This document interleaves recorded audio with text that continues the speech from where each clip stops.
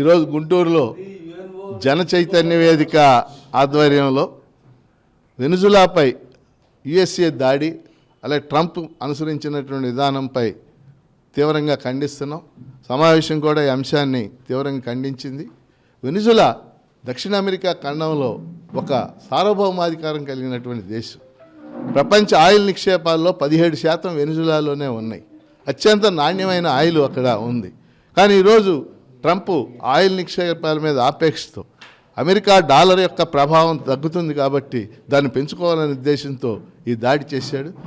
ఆటవిక న్యాయం, మధ్యయుగాల్లో ఒక ఆటవిక న్యాయం ఉండేది. ఒక రాజు ఇంకో రాజును పట్టుకుపోయేవాడు కట్టేసి.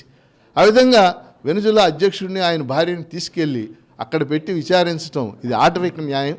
దీన్ని మేము తీవ్రంగా ఖండిస్తున్నాం. ప్రపంచవ్యాప్తంగా ప్రజలంతా ఖండిస్తున్నారు.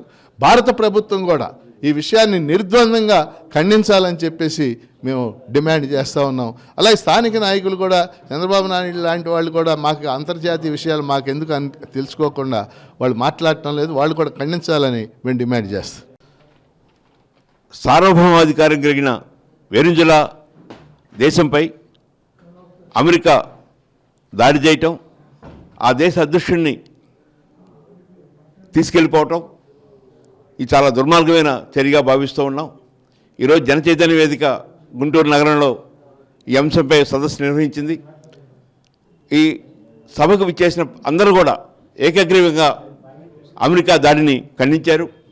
ప్రపంచ ప్రజలందరూ ఈ దాడిని ఖండించాలని, 21వ శతాబ్దంలో ఇలాంటి దాడులు జరగకూడదని, ప్రజాస్వామ్యయుతంగా ఉండాలని, ప్రతి చిన్న చిన్న దేశాలను కూడా కాపాడుకోవాల్సిన అవసరం అందరి మీద ఉందని భావిస్తున్నాం.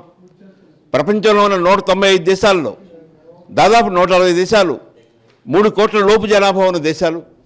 ఇలాంటి దేశాలపై అమెరికా లాంటి అతి సంపన్న దేశం, ఎక్కువ సైన్యం ఉన్న దేశం, ఎక్కువ ఆయుధాలు ఉన్న దేశం, టెక్నాలజీ ఉన్న దేశం దాడులు చేయటం ప్రారంభిస్తే ఈ ప్రపంచం సక్రమంగా ఉండదు, ప్రజాస్వామ్యం వికసించదని మేము భావిస్తూ ఉన్నాం. చరిత్ర సృష్టించినోడు ఇప్పుడు ఆ చరిత్రని తిరగరాయబోతున్నాడు. అబద్ధాల గోడల్ని బద్దలు కొట్టి నిజాలను రాగా మీ ముందుంచబోతున్నాడు. నిజమైన వార్తల కోసం వెంటనే డౌన్లోడ్ చేసుకోండి రా యాప్ని.